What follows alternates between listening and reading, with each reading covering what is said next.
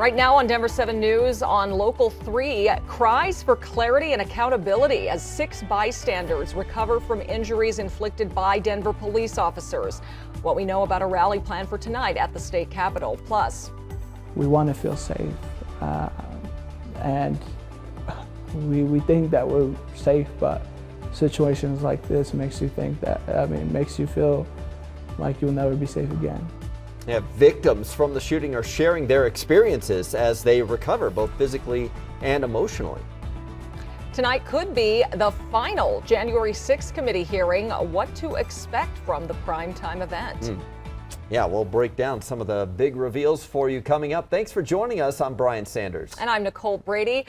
Katie LaSalle talking to us about the weather today. Hot and kind of dry today again, as opposed to the rain we've had recently. Absolutely, yeah. We're looking at a drier day all across Colorado. A ridge of high pressure building in over the state. We do have some of that recycled moisture into the mountains that could see an isolated thunderstorm or shower or two, but here for the Front Range and Plains, it's just going to be an increase in cloud coverage and a pretty hot, dry day. 67 though, right now, sun is shining. Winds are calm, sustained from the west around 5 to 8 miles per hour. Elsewhere across the metro area, temperatures starting off in the 60s. From Lakewood out through Commerce City, 40s and 50s into the mountains. Taking you through our hourly planner, it is going to heat up quickly though. By 10 o'clock, 82 degrees, upper 80s by 11, and through lunchtime, already in the low 90s with daytime highs expected to hit 98 degrees out at DIA. The record is 104. That was set back in 2005, but we'll see above average conditions all across the state over the next few days, and then a cool down by the end of the weekend. Micah.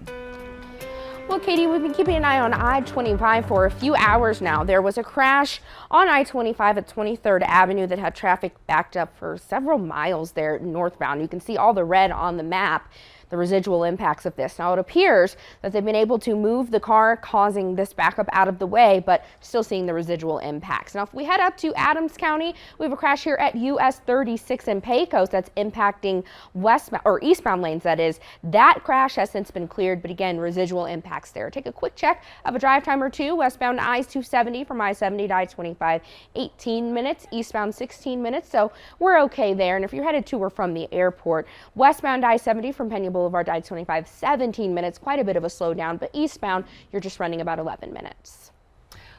Tonight, several groups will be at the state capitol holding what they're calling a rally for justice. This is in response to Denver police shooting into a large crowd while they were chasing a suspect downtown. Those demonstrators are demanding police reform so nothing like this happens again. Denver 7's Veronica Acosta joins us live this morning with their solution to hold officers more accountable. Activists who organized tonight's rally say they want a civilian police accountability council so that when a shooting like the one from this past weekend happens, there's already that group of community members who are ready to look into exactly what happened and how it happened. They say they want some other things as well.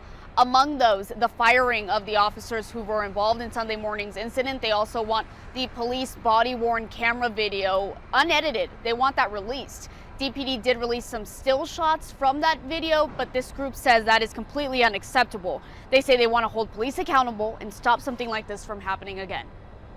Whether police do nothing, like in the case of Uvalde, or whether police overreact and do something like in the case of Denver, the consistent trend is that innocent people are left either seriously injured or dead. Denver is held up as one of the few states that passed legislation after 2020 and tried to increase accountability, but clearly there's still a lot of work to be done.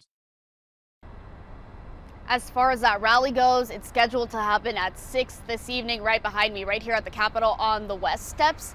And you guys, there's only a couple days left until the weekend. For many, the weekend starts tonight, maybe even tomorrow night. We know that Lodo area where that shooting happened, it's a popular one.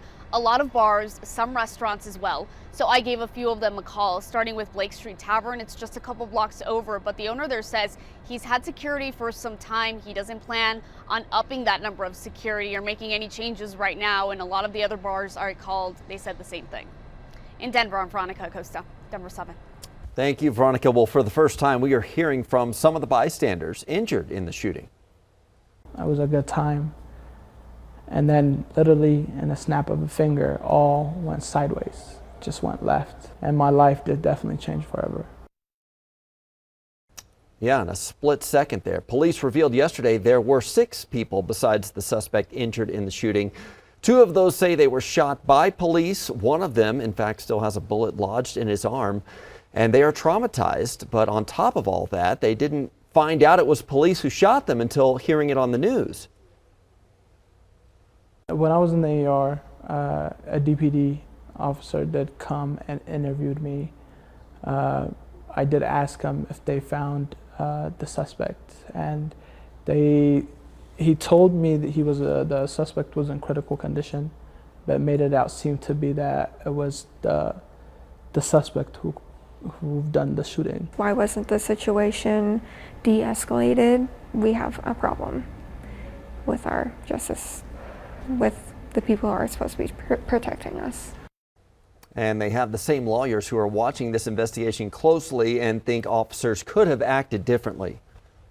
We, of course, will be at tonight's police accountability rally, and you can see more of our news gathering so far and see what else those victims had to say on thedenverchannel.com.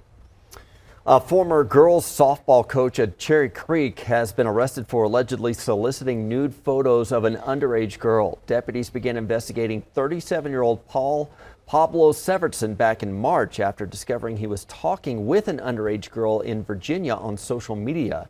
She later died by suicide. The Cherry Creek School District immediately fired Severson when they learned of his arrest yesterday. District leaders sent an email also to parents saying his arrest did not involve Cherry Creek students, but law enforcement is concerned there might be more victims. Today, the January 6th Congressional Committee will hold what could be its final primetime hearing. The Secret Service is facing questions about deleted text messages from the days surrounding the riot. The Secret Service claims it told agents to preserve everything from that time period, but that the messages were accidentally lost during phone upgrades. You can watch tonight's hearing right here on Denver 7 at 6 p.m. We do want to warn you the hearing may include graphic video and profanity. The U.S. Attorney General, meanwhile, says anyone involved in trying to overturn the election results from 2020, including former President Trump, could face criminal charges. No person is above the law in this country. Nothing stops us. Even a former president. I don't know how to, maybe I'll say that again. No person is above the law in this country. I can't say it any more clearly than that. There is nothing in the principles of prosecution, in any other factors which prevent us from investigating anyone who's criminally responsible for an attempt to undo a democratic election. However, a May 25th memo from the Justice Department suggested Trump will not face any federal indictment before November. Garland urged caution in that memo, in keeping with the long-standing DOJ policy discouraging charges against major political leaders during elections because it could be interpreted as interference. Well, we've been feeling it before that rain gives us a little relief. All of us have been sweating through this heat wave, and we're not alone. More than 2/3 of all Americans are experiencing temperatures of at least 90 degrees. Hard to spend any time outside right now, and it isn't just the heat. A lightning strike at a U.S. Army base in Georgia killed 1 soldier and injured several others. Here's ABC's Christy Aletto. This morning, the extreme weather gripping much of the country, turning deadly on a U.S. Army base. Authorities say 10 soldiers were hit by lightning at Fort Gordon in Georgia, one of them dying from the injuries. 29 states are under excessive heat warnings and heat advisories today. Experts say climate change has made rare heat waves 3 to 5 degrees warmer. And in the Southwest, scientists believe the worst drought in 12 centuries is now underway.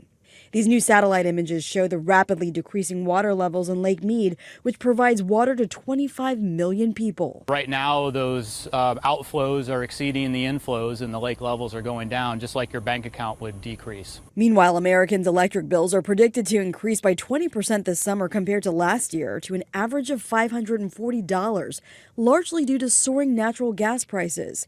And in New York City, the power company is asking customers to keep thermostats at 78 degrees to conserve energy. On Wednesday, President Biden announced new executive actions to address rising temperatures, including $2.3 billion for stronger infrastructure to withstand climate change. and funding to help low-income families improve air conditioning in their homes. I can do more because not enough is being done now. Christia Leto, ABC News, New York. Football season is right around the corner, and so is the official switch over to the owners, the new owners for the Broncos, when the deal is set to go through. And finally, some relief for parents needing to feed their infants right now. The hopeful signs more baby formula will be back on store shelves.